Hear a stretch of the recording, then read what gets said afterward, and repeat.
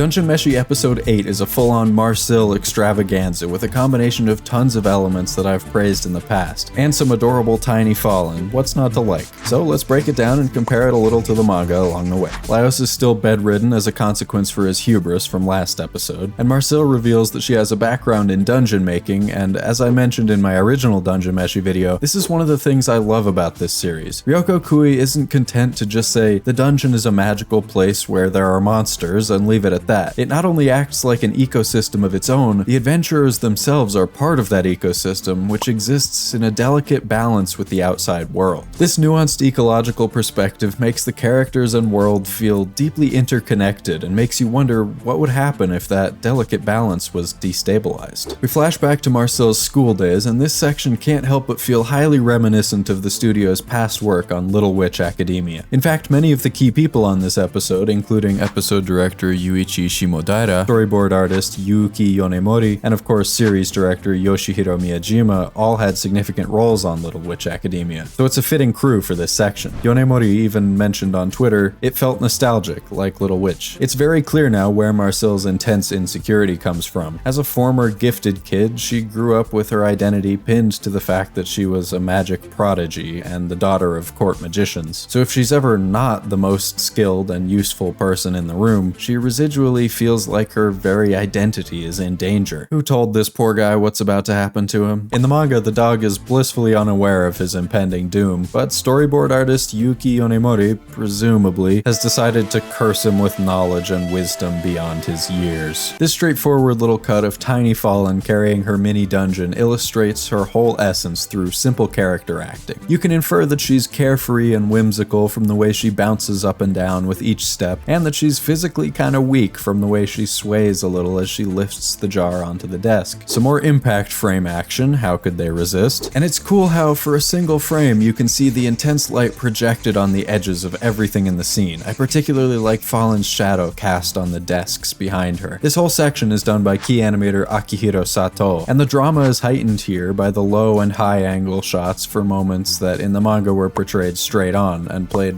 a little more for comedy. Marcille has also apparently been at her usual antics since childhood, frantically zigging and zagging and zipping and zooping around with few frames but abundant smears and extra hands. And Falin finally looks like she's in her element when the two of them venture outside, and the body language of the two girls tells the whole story of their unlikely friendship. Falin's cheerful bumbling contrasts sharply with the way Marcille carries herself, but she sees an openness in Falin that she hadn't considered as a possibility, and in the modern day we can see that she's influenced by her. She's mostly dropped the air of importance and dignity, and now allows more of her own clumsy, energetic nature to shine through. I love this walk cycle as Falin enters the little dungeon. She wobbles clumsily back and forth, and her cheerful confidence shows that she's done this dozens of times before. If you were to draw a straight line from her head through her spine, it would rotate back and forth, pivoting at the feet rather than the hips, which makes it feel like she's not really bending her legs as she walks. I'm glad they gave so much attention to this shot of Falin leading Marcille by the hand. It's kinda like Laios' childhood memory from episode 3, not in that it's stylized similarly at all. That wouldn't be appropriate for Marcille's mind. Maybe if we saw this from Falin's perspective, it would be a different story. But because the emphasis on this particular moment through this point of view shot reflects the subjectivity of this memory too. We're not shown the unimportant parts, like the cave around them, because that's not what Marcille was focused on in this moment. To her, the focal point of this memory is Falin holding her hand, so naturally that's all that needs to be shown. I know the hands are hand-drawn, but I can't quite tell if Falin's legs are CGI. Well, I guess if I can't tell, that's a good sign. I love the addition of this bit where Falin is fishing around in her hood for some paper to write a letter to Laios. The way she yanks it out really reminds me of the way Laios pulled his dungeon guidebook out of his bra in the first episode. There are 5 frames of build-up where she pulls upwards against the resistance of the hood, then her hand snaps upward in 1 frame before easing out across 4 frames. We're finally getting closer to the Red Dragon. Just 2 more nights and presumably 2 more episodes. These trigger folks really do like to stylize even the simplest moments, like Marcille pointing here. Her wrist leads the motion with her fingers following behind as if she's throwing a ball, and the snappy motion is enhanced by the subtle swish sound effect added.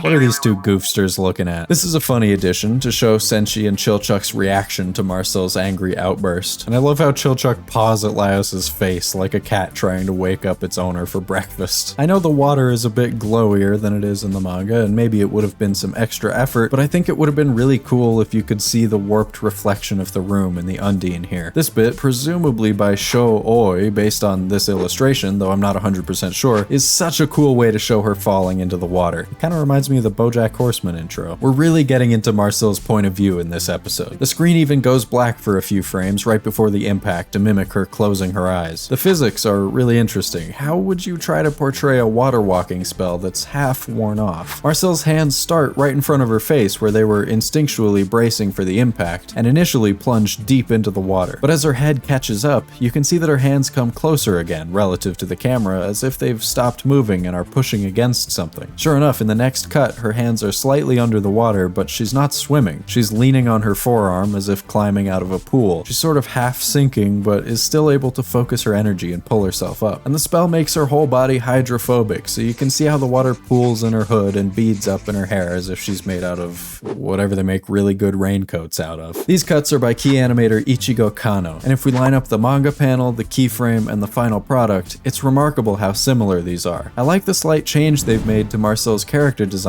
though by making her pants a little more baggy. It adds some nice shape contrast to her silhouette and also allows for some really fun cloth physics like last episode. Also, the water physics is great here. It's cool how you can see that the beam penetrates below the surface but dissipates pretty quickly into this light colored cloud of bubbles under the water. I didn't notice until going through this frame by frame, but the Undine gets smaller as it uses up its body as a weapon. That's a cool detail. Some more impact frames, and I think it's neat how her explosion magic comes with a few quick preliminary flashes and these little sparky doodads before the full explosion erupts. It's like the spark before a gas stove ignites. And in this shot, you can see those little sparks moving into place before the explosion. That underlighting that I mentioned in the last episode is used arguably to even better effect here, bringing out more detail than you can normally see in Marcille's face and making her feel isolated and desperate. They're having a lot of fun with the water here, and this shot is great. Even though there isn't much motion, it's just a great composition. Blow, Senshi, blow! Even more kick-ass physics here. Marcille's final explosion spell charges up underneath the surface of the water, which inflates like a balloon while she, still water walking, kneels on top and is lifted up into the air, until that tension finally overflows with these extra detailed impact frames and launches her high into the air with so much force that the water acts like a mushroom cloud with a second explosion in midair. Okay, that got pretty serious there for a second, so Trigger adds this extra silly low angle to this hilarious shot, and this extra cut of the smallest member of the party struggling to hold everybody up. I don't know why this reminded me of that nasty cat guy from the Opus Christmas special.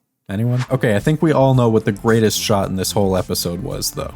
This one. This is by Kai Ikarashi, who did a bunch of work on episode 3, including Laios's childhood memory sequence, and I'm not sure, but I think that last shot was also him, based on the way the character models were distorted. And he's been kind enough to show us the key animation for the effects in this shot. There's so much going on here, and it feels like almost every aspect of the action animation that I've praised in the past is present here. The animated background, the exaggerated low angle and smears, the sausage fingers, the character acting, the way the characters model consistency takes a back seat to their emotional expression, and of course, classic Laios knows moment. Thank you, Mr. Ikarashi. I am so glad you get it. There's so much detail to the movement of each individual character here. You really have to watch it a few times to take it all in. I especially like Chilchuck's whole deal over here, how he gets launched fully into the air by one of the blasts. It's so cool to see how the animators take Kui's work and find ways to elevate it visually and infuse it with a new level of energy. This show just keeps getting more consistent in terms of quality as we make our way closer to the middle, because this was another great episode. And it makes even more sense now for them to have grouped together the last 3 chapters into one episode, because it also means that these 2 Marcille chapters get to be grouped together. If you want to catch my next breakdown next week, I'll let you in on a little secret.